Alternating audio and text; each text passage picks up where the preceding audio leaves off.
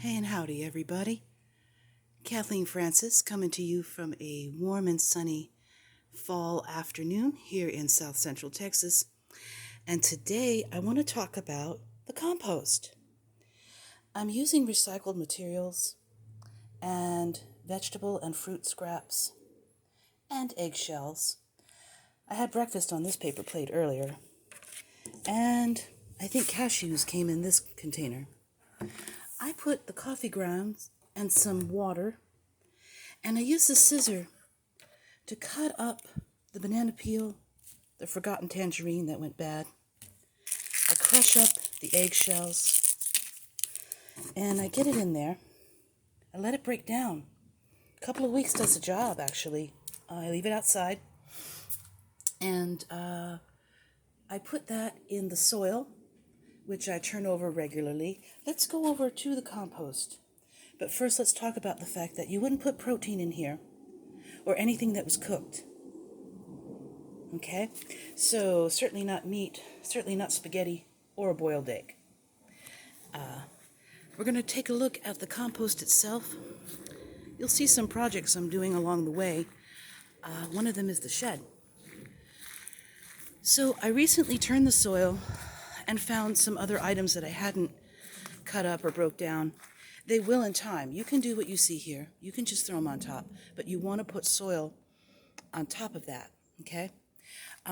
What happened here was a tree tried to grow up between the slats of the fence. I still have to handle that. This space here, I did allow some tree limbs because we had trimmed some of the trees over the alley, and I threw them over the fence. I thought, oh yeah, brush collection's coming soon. Well, I ended up accidentally creating a burrow. Yeah. And had to redo my compost. But you'll see, as I go under, I got some beautiful rich soil there. Oh, yes. And again, put down your scraps, turn the soil, give it time. You have to get to much deeper than that to get the kind of soil I'd put on the garden bed, in particular to build it up throughout the fall and winter, protect things from frost, and just feed the soil. That's what we're doing. We're feeding the soil.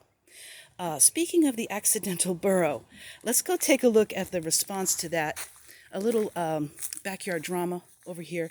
We have squirrels. God bless them. But we have a new squirrel in town. They're called ground squirrels. And this one decided that my response to the hole he or she dug under my shed was unacceptable, and dug the hole back out and spit back the mothballs I put in there as a deterrent. So here we go. Nature. Okay, we gotta live together. I'm sorry. I'm happy to have you here, but not under my shed. And boom. Okay? Move that, little fella. Okay? No offense. Because you're like, you got all of this, okay? All right? All right? And the rest of San Antonio. So God love you, but no. So let's see how that works. Anyway,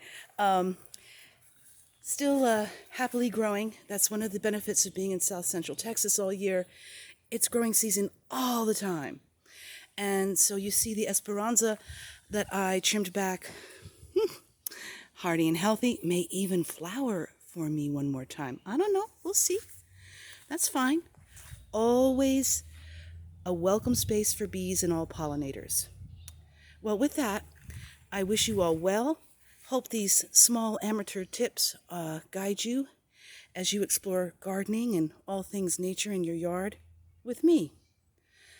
God bless.